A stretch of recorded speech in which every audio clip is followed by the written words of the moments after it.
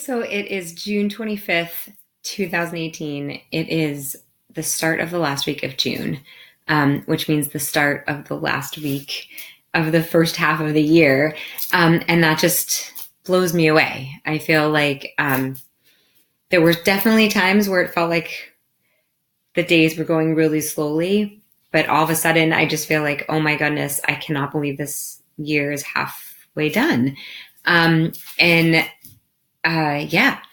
So what I decided I was going to do for this week is to actually record a vulnerability video every day this week, because there's a lot of stuff that I actually want to leave behind in the last 6 months so that I can kind of clear up space and energy to move forward with the next 6 months. So this week for me is all about really kind of tying up some loose ends. And I'm doing that in my business with actual set tasks, but also with my mindset so that, like I said, I can just feel more light and free and energetic moving into the second half of 2018. Oh my God. So, to that end, my word for 2018, my word for the year, and sort of the value that I have been trying to create for myself and in my business, in my life, as those of you who've followed me know, is connection. So trying to reconnect with myself, reconnect with friends, reconnect with my values, reconnect with what is true for me, reconnect with the world, because I just felt like I was losing that despite the joys of social media, and the facility that social media gives in sort of putting things out to the world. I just feel like this energy in the universe of everyone sort of going into their tribes and getting more and more smaller in their definition of their tribe, and specific. And for me too, I include myself in that.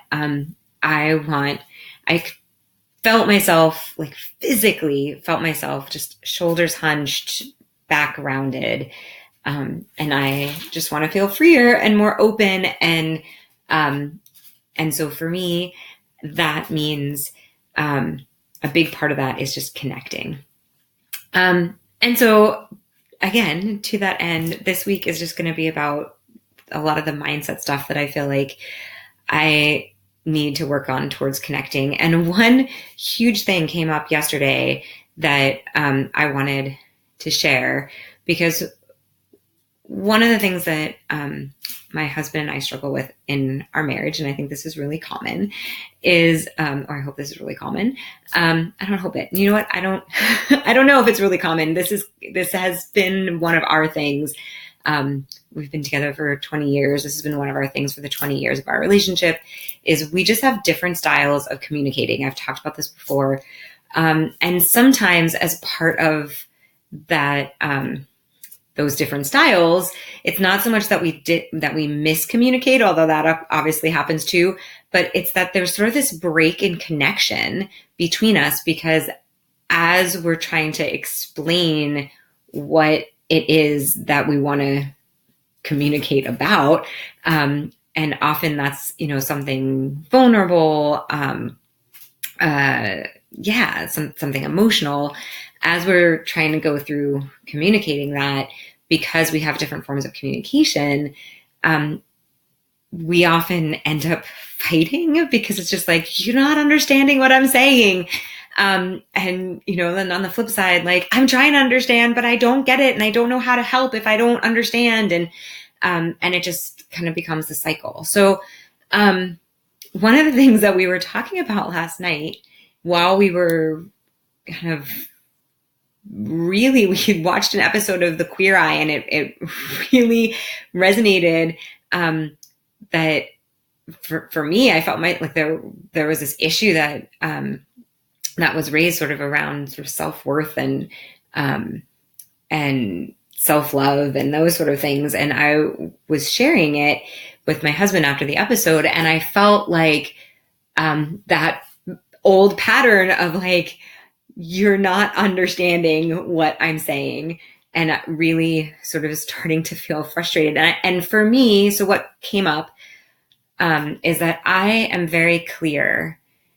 I communicate on a very emotional level. I feel safe. I feel comfortable tapping in or feeling other people's feelings.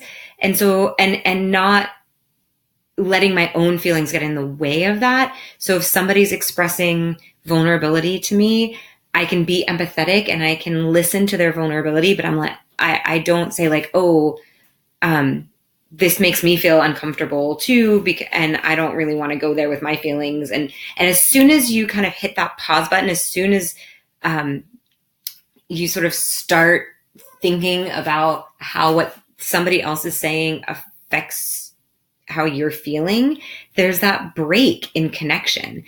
And my husband, Sean, is an incredibly logical person. He is able to do just, amazing calculations in his brain that I can't even fathom or imagine having to do. He's incredibly able to sort of fit pieces together and organize the house in a way that I'm not able to do. So, we absolutely are able to kind of fill holes for each other. But when I'm communicating about my vulnerability, it makes him very uncomfortable because he's trying to understand what I'm saying so that he can help.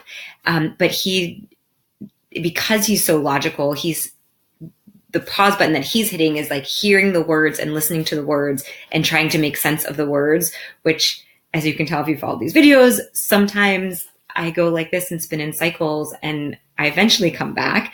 But you kind of have to go along for the ride, and that can make him feel really uncomfortable. And so it came up yesterday, and we could both sort of feel ourselves breaking that connection as we were kind of going into our own communication styles. And we were able to stop and be like, okay, wait, this isn't working.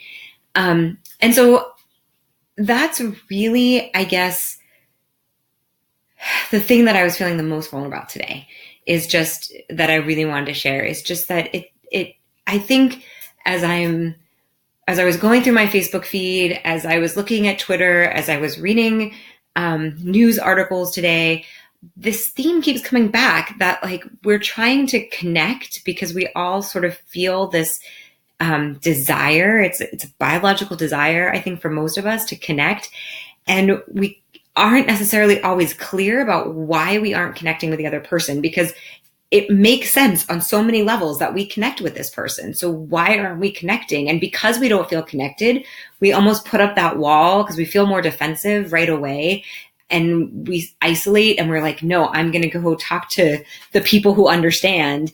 And with my husband, like I knew he could understand. I knew he wanted to understand, but he just wasn't understanding. And that was kind of creating this connection break. And so as soon as we were both able to say like, okay, wait a minute, we're falling into that same pattern, like of that is going to lead to anger and frustration. And that's not where we want to go. So, how do I talk to you and explain my vulnerability and connect in a way that allows you, him in this case, to stay more connected? And part of that was to really just say to him, like, you need, please, not you need, but I would like you to just listen to my words and just hear me and hear the tone, and don't try and make sense of it. Like, just be there in this space with me as I go through this. And I promise eventually logic will come out of this. Because we all have an emotional side and a logical side, and it's just about finding that balance between the two. So I gave him permission or reassurance, I guess, not permission, but reassurance that there was logic in what I was saying and it was coming. So he didn't have to go on that emotional journey of discomfort with me. So, yeah, I guess that's really the big thing. It was this big revelation for me that the break in connection was caused by our different communication styles. And as soon as I could voice what my communication style was and voice where on the scale from logical to emotional I was falling, it allowed him to get out, to kind of meet me in the middle. And maybe that's what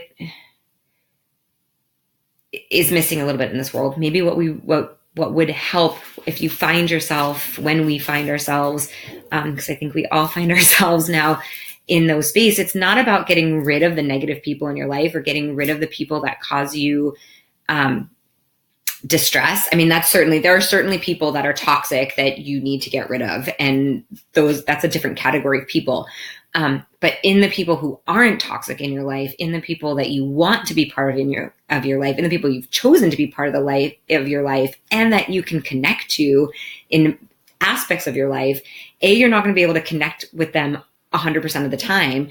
But in those moments when you're not connected to them, trying to both hit the pause button and say why am I not connecting and what's missing here? And how can I connect? And 9 times out of 10, as when we're able to be compassionate and kind and with the other person, when we're able to say I know they want to connect with me and there's just something missing here, then the answer reveals itself. You're able to figure out what it is that's missing, and that completely changes the dynamic of the relationship and the dynamic of the conversation. So that's what I wanted to share today. Yeah. And that's it. We ended that conversation in a much better place than where we were in the middle. And I felt much more, and I think we both felt much more connected at the end of the conversation. So it's okay to hit the pause button as soon as you recognize that the connection is broken. It's okay to hit the pause button and say, how can I pull this back in? And sometimes it's necessary. And sometimes you can hit the pause button in the middle of the conversation like my husband and I did. Sometimes you can't, and we're not always able to do that. But then you can kind of sit after the fact and say, okay, what was missing? Why did that communication connection get broken? And then the next time you're more aware of it, and it becomes easier to hit the pause button in the middle of the conversation. Yeah, that's it. So hope that's helpful. Thanks for listening, and I'll see you tomorrow.